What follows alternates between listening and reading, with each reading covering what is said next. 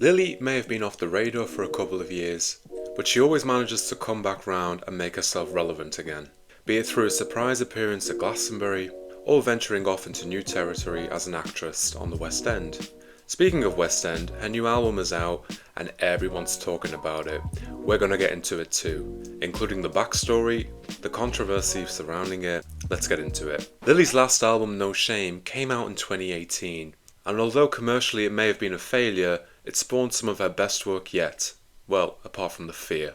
One of the consistencies in Lily's music has always been her unapologetic, blunt take on tabloids, relationships, motherhood, or simply everyday life. Alan has been the voice of a generation from the 2000s, even though it wasn't much of a voice back then, more of a gobby brat. Yep, sorry Charlie, it's been done before. It is noticeable how much of an influence and has on a generation 2 decades younger than herself, such as Pink Panthers, Olivia Rodrigo and Lola Young. One of the defining changes in Lily Allen's music is her sound.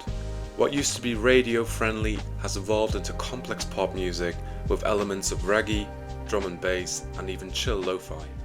This artist has come a long way from the MySpace era of smiling to the international star of It's Not Me It's You, big in Europe, babe, big in Europe, to the hiccup that was Sheezus, to the exceptional No Shame, to West End Girl. After touring No Shame from 2018 to 2019, Lily disappeared from our stages and was happy to be seen in the Architectural Digest video recently. Since the release of West End Girl, the video has garnered lots more views, with people dissecting every move between Lily Allen and David Harbour. But more of that in a bit. The surprise of West End Girl is for us that Lily and David Harbour were evidently in an open marriage, and the alleged cheating of Harbour and him not sticking to the agreement. With Allen stating that the album is auto-fictional, it's left up to the listener to decide what is fabrication and what is real. Without Beyoncé's Lemonade Rage or Fleetwood Mac's tumultuous Rumours album, Lily has stricken a balance so unique that it seems everyone is rooting for her. The lightheartedness and casualness of her tone of voice only added insult to injury for Harbour. But hasn't she already done this with No Shame? Well, yes and no. When No Shame dealt with the topics of Lily's failed marriage to the father of her children, sobriety and being a new mother, West End Girl goes deeper, with the opening track West End Girl romanticising the move from the UK to New York. Things turn a bit weird after the first 2 minutes. On the beautiful composition of strings meeting bossa nova jazz, the listener is suddenly tuned in to a FaceTime call, where only Lily's side of the conversation can be heard. It's obvious from the growing disappointment in her voice, this is not a call to celebrate. This album represents young men and women who are sick of being in relationships and not knowing the parameters, tired of always having to be the cool girl or dude, never having a problem with not knowing where they stand.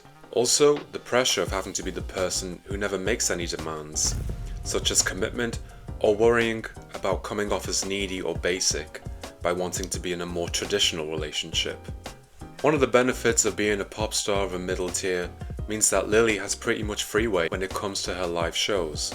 She isn't bound to perform any signature songs, such as bigger stars.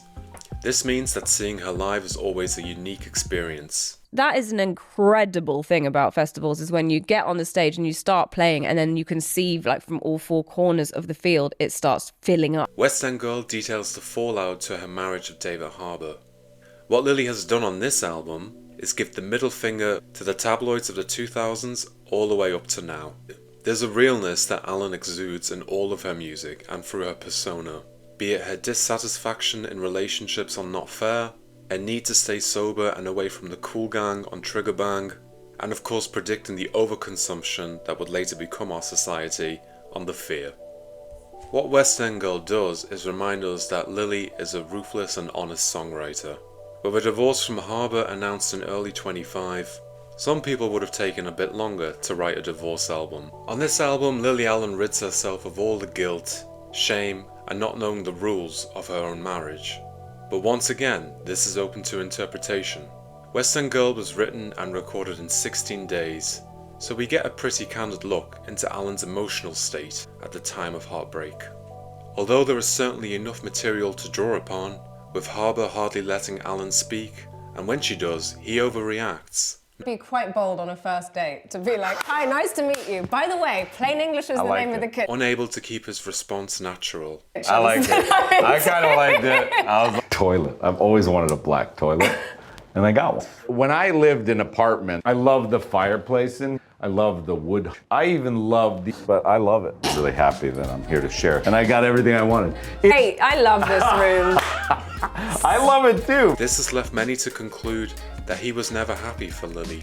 An argument that could certainly be supported by another awkward interview that happened on the red carpet for Lily's role in a play. I'm like booking tours, and I would never have dreamed of being able to book 5 years ago. And It's hard to tell if West End Girl will get the recognition it deserves. One thing's for certain though, it is a divorce album like no other.